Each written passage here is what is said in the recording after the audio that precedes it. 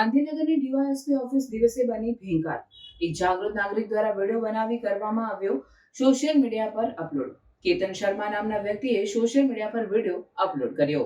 જ્યારે નાગરિક અરજી આપવા ડીવાયએસપી ઓફિસ પહોંચ્યો તો સમગ્ર ઓફિસમાં કોઈ અધિકારી કે પોલીસ સ્ટાફ હાજર ન હતો। અરજદારે વારંવાર આવું બનતું હોવાની વિડીયોમાં કરી ફરિયાદ। ડીવાયએસપી ઓફિસમાં આવેલો છું।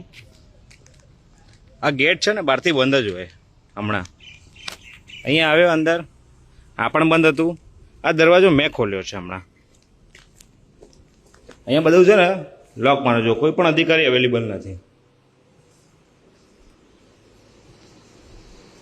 કોઈ પણ અધિકારી અવેલેબલ નથી, કોઈ નથી। જમવા ગયા છે પણ કોક તો હાજર હોય ને। સાહેબ અરજી આપવાની છે, હમણાં ક્યાં જવાનું અરજી આપવા માટે?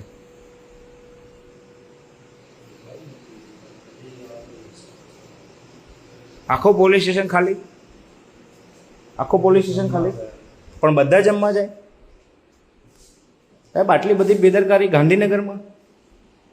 એક સામાન્ય માણસ ક્યાં જાય? તમે શું કરો છો? હોમગાર્ડમાં છો?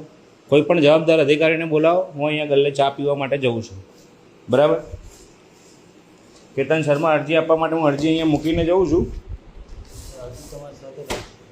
અરજી મારી સાથે જ રાખું? એવું કરું? ફાઇનલ?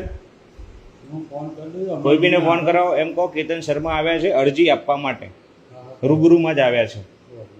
એક નાગરિક છે, સામાન્ય નાગરિક, ગાંધીજીના માર્ગે અરજી આપવા માટે આવ્યા છે। જોયા ને? હવે બહુ પહેલાં હેરાન થયો ને હું, તમે જોયા ને કેટલા ધક્કા ખાધા છે મેં। કંઈ વાંધો નહીં, હું ગલ્લે ચા પીવા બેઠો છું। ચોક્કસ, કંઈ વાંધો નહીં, પણ આ તો હું છું।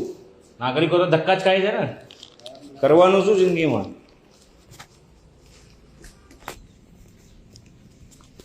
જ્યારે પોલીસ અધિકારી કામ ના કરે ને, ત્યારે એમના ઉપરી અધિકારી એટલે કે ડીવાયએસપી કચેરી કામ કરે, ત્યાં જઈને આપણે કામ કરવાનું હોય। અહીંયા ઘણી બધી અરજીઓ આપેલી છે મેં પોલીસ વિરુદ્ધની, આરટીઆઈ પણ કરી છે, પણ કોઈ જવાબ જ નથી આવ્યા। જોયું ને કેટલો હેરાન થવું છે, પણ કોઈ ચિંતા ના કરો। સમય દરેકનો આવતો હોય છે, સમય કોઈને બાકી નથી રાખતો। તાળા માર્યા તો તાળા સુઈ જાય છે અંદર, જ્યારે આવું ત્યારે બધા સુઈ જ ગયા હોય છે, અને કે અમે કામ કરીએ। મને એ ખબર નથી પડતી, એક બી અધિકારી હાજર નથી। કરવાનું શું આપણે? કઈ વાંધો નહીં, જોઈએ છીએ 15 મિનિટ રાહ। જો કેવા દોડતા આવશે કોઈ પણ અધિકારી।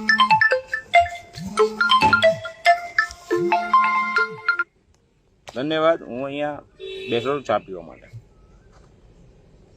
જમ્યો પણ નથી, 3 વાગી ગયા, 10 વાગ્યાનો નીકળ્યો છું।